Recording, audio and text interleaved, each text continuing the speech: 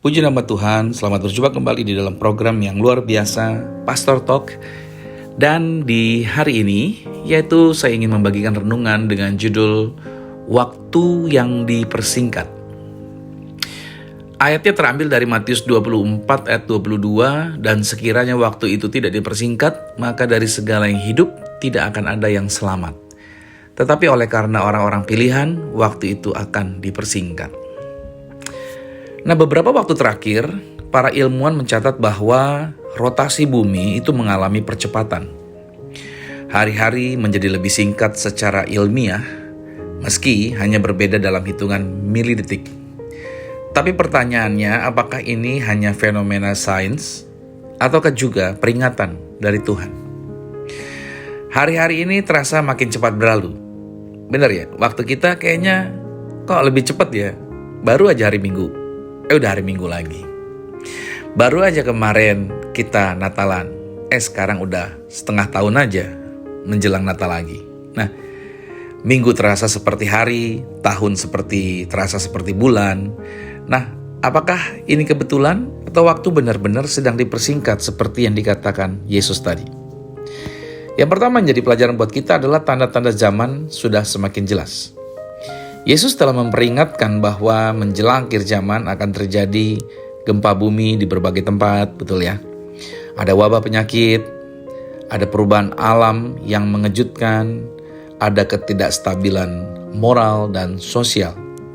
Lukas 21 ayat 11 mengatakan, dan akan terjadi gempa bumi yang dahsyat di berbagai tempat, kelaparan dan penyakit menular dan lain sebagainya. Nah, fenomena alam seperti percepatan waktu itu bisa dilihat sebagai bagian dari alarm rohani. Tuhan sedang mempercepat segala sesuatu karena waktunya sudah dekat. Yang kedua, waktu Tuhan itu tidak akan selalu ada.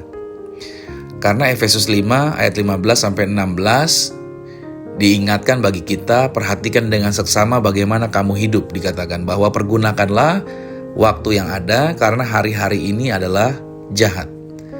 Nah, refleksinya begini, apakah kita ini masih menunda-nunda pertobatan? Coba cek. Kalau mungkin hari ini baru pertama kali mengikuti siaran ini, hari ini baru pertama kali tadi buka gadget dan ada siaran saudara pengen dengar, ini saya kasih tahu ini waktu Tuhan dan tidak ada kebetulan. Apakah kita masih menunda untuk bertobat percaya Yesus? Apakah kita sibuk mengejar hal yang sementara dan melupakan hal yang kekal? Apakah kita masih hidup dalam zona nyaman rohani kita? Nah, ketika waktunya dipersingkat, maka kesempatan pun ikut dipersempit. Nah, kita tidak bisa mengulur waktu untuk hidup benar. Kesempatan melayani kalau sekarang ada, ayo ambil.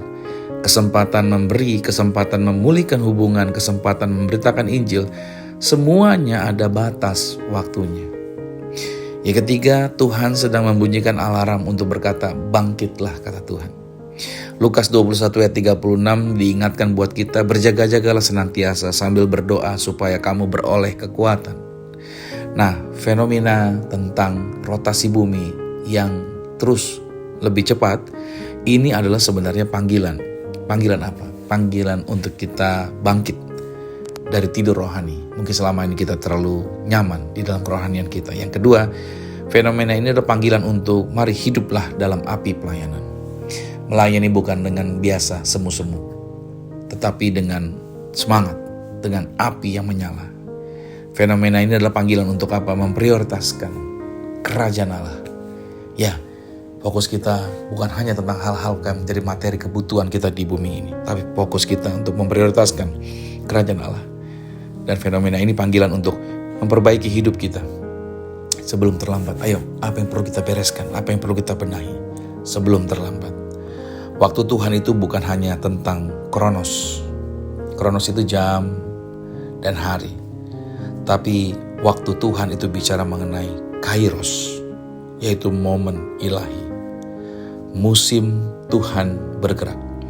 Nah, saat ini adalah kairos atau waktu Tuhan, momen ilahi untuk kita bertobat, untuk kita mengambil bagian di dalam melayani Tuhan.